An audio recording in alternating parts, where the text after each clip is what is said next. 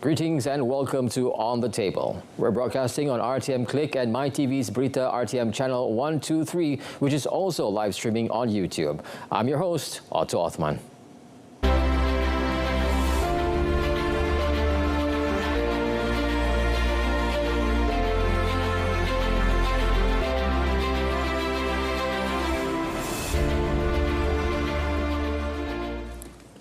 On tonight's episode, in the next 30 minutes, we'll be, of course, discussing on the participations of the National Farmers Organization, or NAFAS, in the Malaysian Agriculture, Horticulture and also Agro-Tourism Exhibition Maha 2024 that was held between the 11th and 22nd September 2024 at MAIPS Serdang.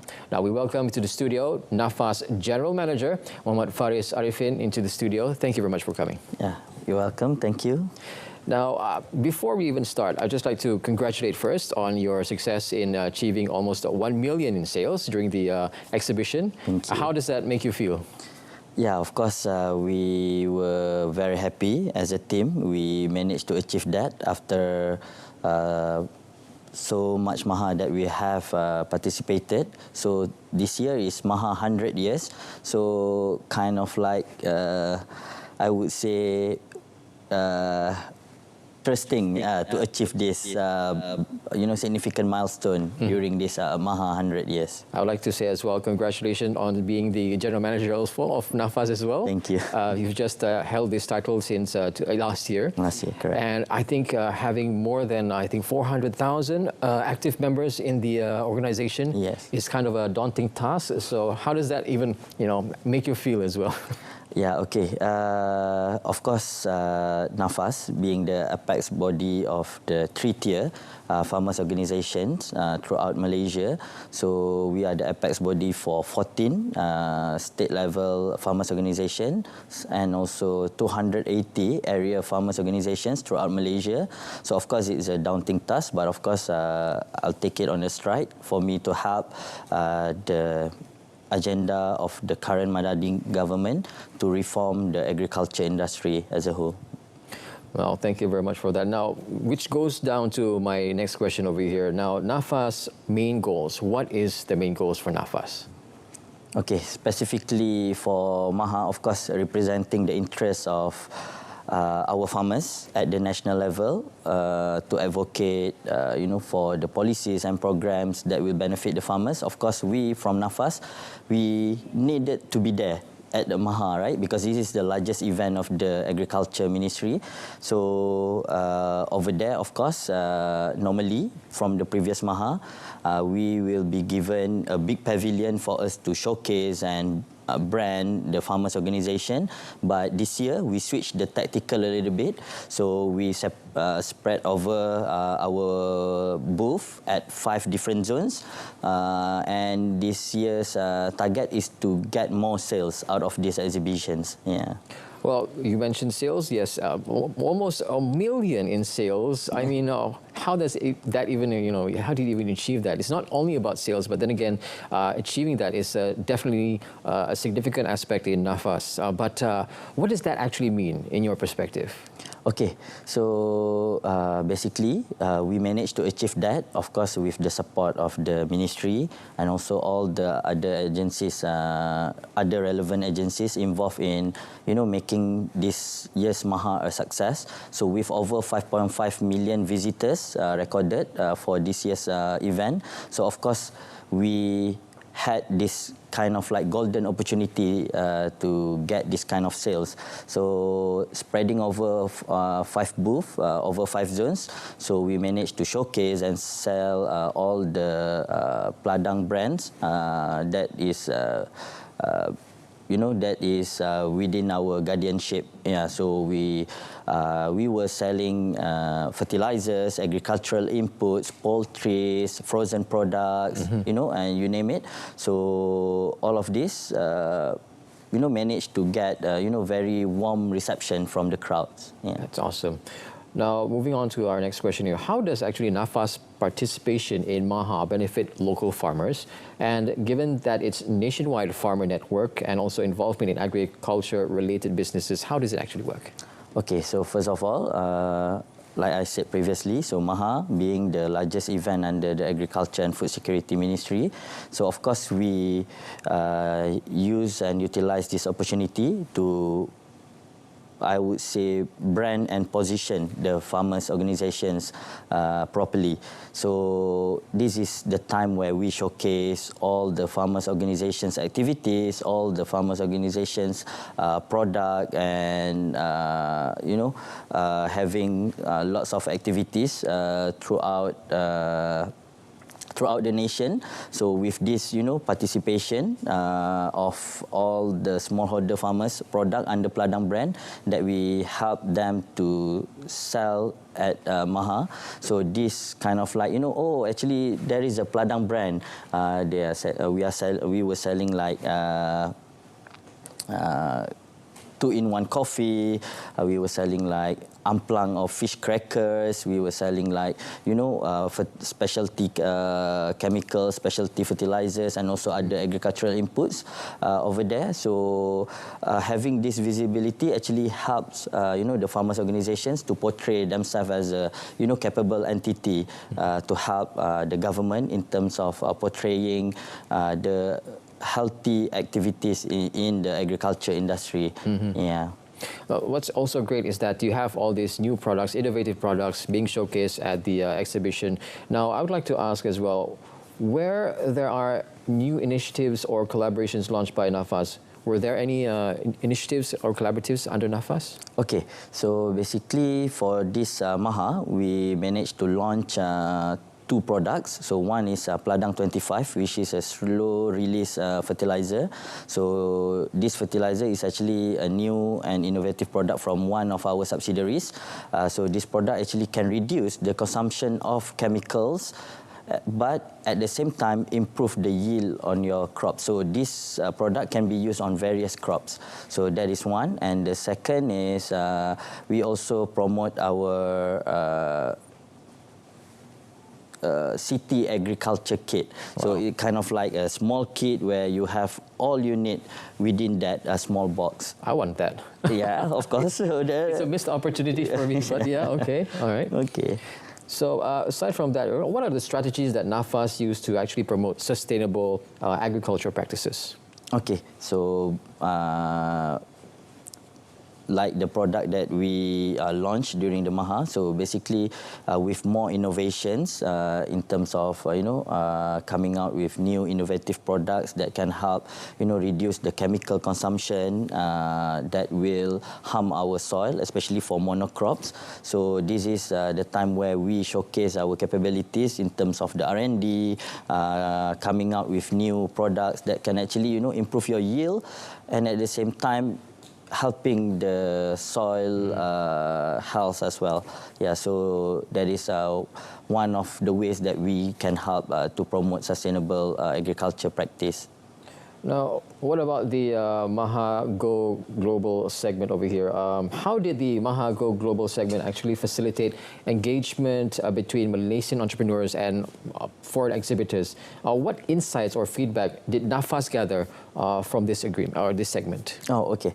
So basically, in Maha Go Global hall, we actually portray all the new and latest products, such as from amplang fish crackers from Sabah, from our smallholder farmers in Sabah, and various 2-in-1 drinks, sachet, as well as our own fertilizers product. So we actually received quite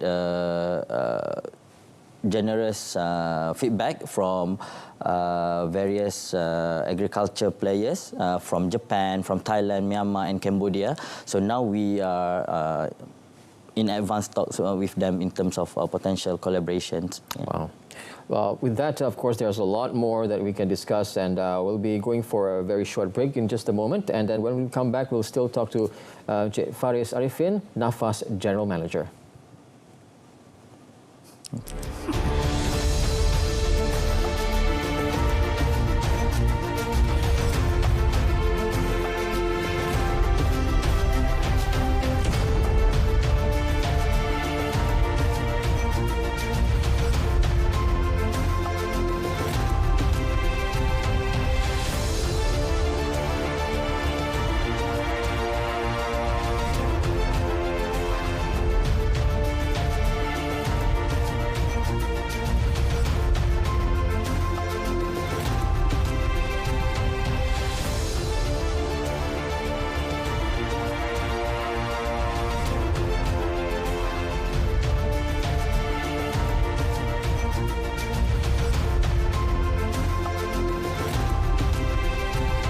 Back to On the Table with our guest today, Encik Muhammad Arifin. He is also the General Manager of National Farmers Organization, NAFAS. Thank you once again for being with us today. Now, moving on to the next question. Now, Agriculture and Food Security Minister Datuk Sri Muhammad Sabu mentioned that the Maha exhibition aimed to promote sustainable agriculture practices, all right, in line with the Sustainable Development Goals, or SDGs. Now, what strategies does NAFAS employ actually to encourage these practices once again? Okay, so being the apex of farmers' organizations, so of course we have quite a big responsibility to educate and advocate sustainable agriculture practices to our farmers throughout the nation. So of course throughout the government contracts that NAFAS receive from the government, especially in terms of supplying the subsidized fertilizers and agricultural inputs to our paddy farmers, nearly 200,000 of them throughout Malaysia, and they are also our farmer members, for our farmers organizations throughout Malaysia. So we held periodically the transfer of technology program so that we can, educate them on how to follow accordingly the rice check, follow accordingly the good practices, the best practices for paddy farming. So this is one of the ways that we help the government in terms of educating the grassroots levels of farmers. Apart from that, is also of course to come out with new and innovative modern techniques, modern machineries, modern technologies that can be applied successfully in our agriculture industry. So, for example, the utilization of drone to spread the fertilizers throughout the paddy farm and also any other crops, as well as utilizing IoT to monitor your plants in real time. So those kind of stuff are the ones that we always advocate to our farmer members. Mm-hmm. So it's not only about just exhibiting the products, but also training them as well, introducing new products to the organization as well, organization members. Now, how does actually NAFAS sales at Maha 2024 compare to previous years, and what future strategies will be informed by the data? Okay, all right. So basically, from the previous Maha, we were more focused on exhibiting and portraying what NAFAS business actually are to the crowds or to the visitors. So we had like one big pavilion to portray the whole value chain in paddy, specifically where we involve in. But for this year's, we pivoted to other tactics, which is to spread to 5 booths over five zones. So this is where we put the products strategically. So I think the tactical actually paid off. So we managed to sell our agricultural machineries for more than 700,000 ringgit. Wow. And then for poultry, frozen products, and also our fertilizers and any other agricultural inputs that we brought over to Maha, we managed to get nearly 200 plus thousand ringgit. Yeah, so you managed to sell even equipment during the exhibition as well? Yeah. Wow, okay. Aside from that, Encik Arifin, with Maha 2024 attracting 5 million visitors, how does NAFAS actually evaluate its success at the exhibition, and how did Maha actually contribute NAFAS' broader goals of supporting agriculture modernization? Okay, all right. So basically, from the data from the Ministry of Agriculture and Food Security, so from the 5.5 million visitors, the total sales was about 48.6 million ringgit. And we had about 81 MOUs and MOAs, which total up about 7.2 billions. So, of course, this, I would rate it as a very successful event held by the ministry. So, kudos to them, and also for the NAFAS team as well for participating in it with our participation and involvement, and also to all the farmer members who came over and visited all the, all those various stalls at Maha. So as for us, I think the critical key indicators for this year's Maha should be the sales, of course, the amount of visitors that shows, interest, that signifies the interest from Malaysians for agriculture industry as a whole, as well as the international engagement that we receive from the international players, as well as the technology collaboration. So from I think from these few critical indicators, I would rate this year's Maha is a very and highly successful event. Yeah. Now, we've already discussed with regards to NAFA's plan in this, and then you managed to almost achieve 1 million in sales. Yep. We heard that some equipment were also sold during the exhibition. Also, you are organizing what do you call this, trainings as well. Yep. For the members, like 400, more than 400,000 active members in the organization. And finally, we discussed also with regards to the modernization of agriculture. Now, what are the key challenges facing the agricultural sector discussed at Maha, and how did the event actually provide a platform for farmers to voice their concerns? Okay, so if I were to single out one particular areas that I'm very interested in is actually how to attract the young talents or young crowds into this agriculture industry. So take it for example, in our farmers organization, out of those nearly 500,000 farmer members, only 13% are below 40 years old. So we actually, in Malaysia, we actually have quite an aging farmers society, right? So from this, I think what we would need to help the government is actually in terms of promoting the agriculture industry to the younger crowds and telling them that, with the stigma that agriculture used to be for low-income earners, agriculture industry is all about 3D jobs and whatnot. But I think with all these latest and advancement in terms of agriculture technologies, agriculture innovations, I think the agriculture industry can be made sexier, I would say. Yeah, so basically with the usage of drone, with the usage of IoT, with the usage of, all these real-time sensors, with the, and of course coupled with, the high income that you can generate from the agriculture industry, I think those would be the factors that would attract the younger crowds.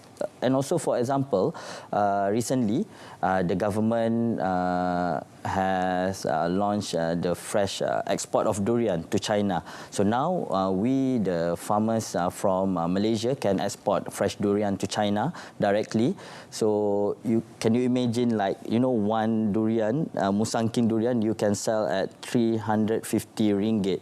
Yeah, so... And that's for just one particular grade. Yeah. We have a whole lot of ranges of grades, right? Right, correct, yeah. So is it like only one sort, let's say, for example, a durian, is it only one for one particular, or is that there are a couple more varieties that can be sold to China?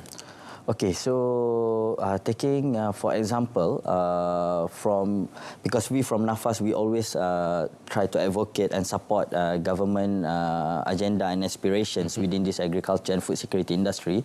So for the trade balance, especially for pineapples as well, we are still very much lacking in terms of supplying or catering up to the demand. So we are currently exporting nearly 1 billion ringgit worth of pineapples, but actually the demand is about 5 or 6 billion ringgit. So there are still, I would say, opportunities there. Yeah. So apart from pineapples, there are lots of other fruits, tropical fruits from Malaysia that has piqued interest from various, importers outside of the country. What would you say would be one of the favorites to be exported to other countries? if I were to pick right now, then of course first will be durian and second would be pineapple. Pineapple. Yeah. So Malaysia is a good climate to actually harvest pineapple, to farm pineapple as well. Correct. Yeah. Now, you mentioned about the challenges with regards to the younger generation. Do you really think that having drones and new technology is actually, how you put it, sexier in a way? Has that already been applied, and has it actually managed to attract the younger generation to farming in particular? And farming has a lots of, we discussed this off air as well, farming has a lots of different varieties as well. Correct. We're not only focused on land, but also, like what you said, it's horticulture, and many other things, from fish farming. And yeah, so how do you actually manage to attract the younger generation? And has it already been a success? Yep. Okay, of course, for the young generations, of course, when they are, finding the opportunities or jobs, we would always, incentivized by the money.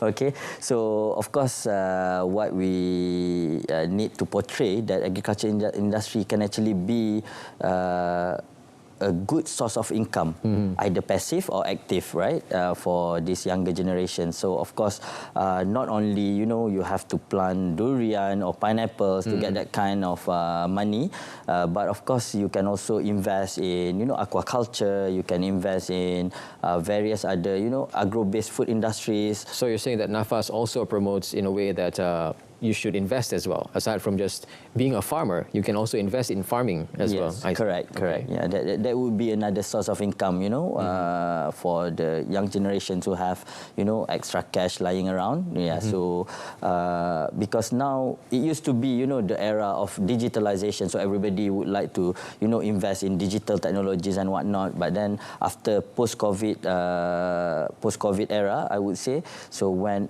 more countries are realizing that, actually food security is one of the main agendas that we need to emphasize. Lots of investment has been poured into this agriculture industry. So I could see that this agriculture industry would be growing more and more in the future. Yeah, because like it or not, people will go back to basics. Yeah, which is food. Food, definitely. Yeah. Food is definitely. So how would you say our food security here in Malaysia, according to your own data? Do you think we have enough to support the nation under your organization? Okay, so one of the key things, one of the staple food for Malaysians are rice. So of course, NAFAS being one of the main players in terms of supplying subsidized fertilizers and agricultural and other agriculture inputs, crop management products to eligible farmers throughout Malaysia, nearly 200,000 of them. So of course, paddy would be one of the areas that I think the country is having much difficulties in terms of getting the SSR towards 100%. So for the time being, the SSR, the self-sufficiency ratio for rice is about 60%. So that is something that we need to look on as well. So on how to improve this so that, if anything happens, so we have enough rice to cater for our citizens. And that's good. Now, we're back to the youth now. What is your target to actually attract the younger generation in the organization? What is your actual target? Since that you mentioned it's 13% mostly of aging community. Yep, correct. So what is your target for either next year or this year to attract more younger generation in the farming industry? Yeah, of course, I would love to see the numbers growing significantly in the nearest time, but this will take, everyone's effort in terms of promoting this agriculture industry to the younger crowds. I would say that, first of all, with the help of the ministry, of course, the current incumbent ministry is doing their very best to promote and help those, young agripreneurs with the grants, with the loans, with the facilitations in terms of them to promote and export their products. So, of course, all of this will come hand in hand with, branding this agriculture industry, as a new source of wealth, for the younger crowds. Yeah. Now, before we let you go, Arifin, I want to ask you. So, how's the process like to become a farmer and join NAFAS? Okay, so basically for you, if you are a farmer, okay, so you can go online, you can also go to your nearest area farmers organization and you can fill in the form to apply for the membership to become one of the members for the area farmers organization nearby to your area. And then after 1 or 2 screening process, then if you are eligible, then you will be accepted into the membership to become one of the farmer members of our farmers organization. So from this farmers organization, there are lots and lots of opportunities, lots of benefit that you can gain from being a farmer members in farmers organization. So of course, we from NAFAS, the farmers organization at the national level, we also have 14 PPN, the state farmers organizations, and we have 280 area farmers organizations throughout Malaysia. So we are governed directly by an agency under the Ministry of Agriculture and Food Security, which is LPP, or Farmers Organization Authority. So this entity, this authority actually regulate and govern the running the day-to-day of these farmers organizations throughout Malaysia, as well as helping in terms of development and support for the farmers throughout lots of various development programs, training, and then some sort of grants, trainings, and all that. Yeah. So would you say that farming in the near future under your management of NAFAS will be a very exciting one? I hope so. Okay, convincing enough. Now, of course, we are talking to Encik Faris Arifin. Before we let you go, your thoughts, your final thoughts on the organization and your hopes in the near future. Okay, all right. So representing NAFAS, of course, I would love this organization to thrive in the future, to be more competitive, to be more sustainable in the future, business-wise, as well as taking care of the farmers' welfare. So from these 2 prongs, that the original aspirations of establishment of this farmers' organization throughout Malaysia. So I hope this aspiration and ambition can still be fulfilled throughout my tenure. And of course, in terms of the agriculture industry in general, I would love to see more and more younger crowds to represent themselves and join actively in this agriculture industry. Well, thank you very much for that, Mr. Faris. I would also very much like to join this organization and be a farmer myself. Okay. But you have to teach me though. Okay, you're welcome.